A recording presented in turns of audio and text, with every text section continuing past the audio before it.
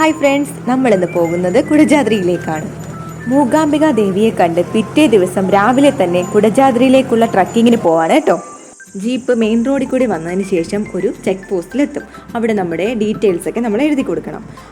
അതിനുശേഷം നമ്മൾ ട്രക്കിങ് തുടങ്ങുകയാണ്. ക്ഷേത്രത്തിൻ്റെ അടുത്തായി തന്നെ ജീപ്പിൻ്റെ സ്റ്റാൻഡുണ്ട്.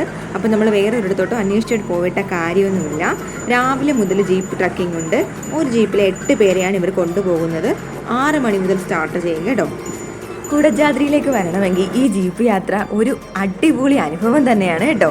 പണ്ട് കുണ്ടും കുഴിയും നിറഞ്ഞ വഴിയായിരുന്നു ഇവിടം. പക്ഷേ ഇപ്പോൾ റോഡൊക്കെ അത്യാവശ്യം നന്നായി ശരിയാക്കിയിട്ടുണ്ട്.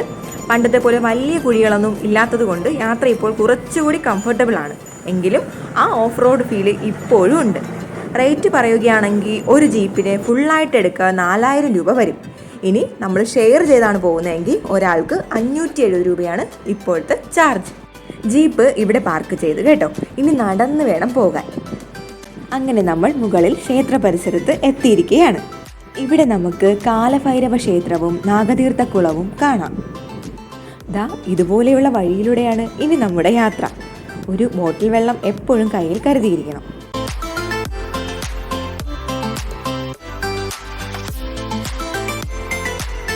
ചുറ്റും മനോഹരമായ കാഴ്ചകളാണ്.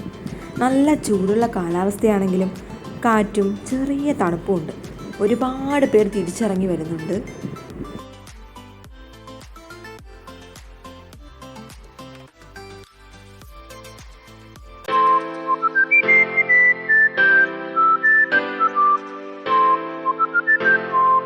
കുറച്ച് കടുപ്പമേറിയ നടത്തമാണ്, ശരിക്കും കിതയ്ക്കും. പക്ഷേ ചുറ്റുമുള്ള മലനിരകളുടെ ഭംഗി കാണുമ്പോൾ ആ കഷ്ടപ്പാടൊക്കെ നമ്മളങ്ങ് മറന്നുപോകും.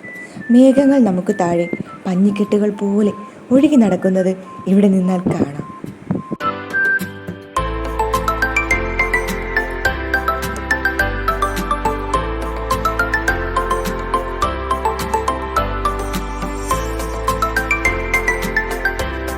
അങ്ങനെ ഞങ്ങൾ ലാസ്റ്റ് സർവജ്ഞ പീഠത്തിലെത്തി.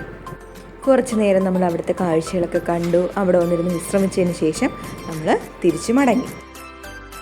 തിരിച്ചു വരുന്ന വഴി ഞങ്ങളൊരു ഗുഹാക്ഷേത്രം കണ്ടു. അങ്ങനെ അവിടെ ഒന്ന് ഇറങ്ങി. ഈ വീഡിയോ നിങ്ങൾക്ക് ഇഷ്ടപ്പെട്ടെന്ന് കരുതുന്നു. ഇഷ്ടപ്പെട്ടെങ്കിൽ ലൈക്ക് ചെയ്യാനും ചാനൽ ഒന്ന് സബ്സ്ക്രൈബ് ചെയ്യാനും മറക്കല്ലേ.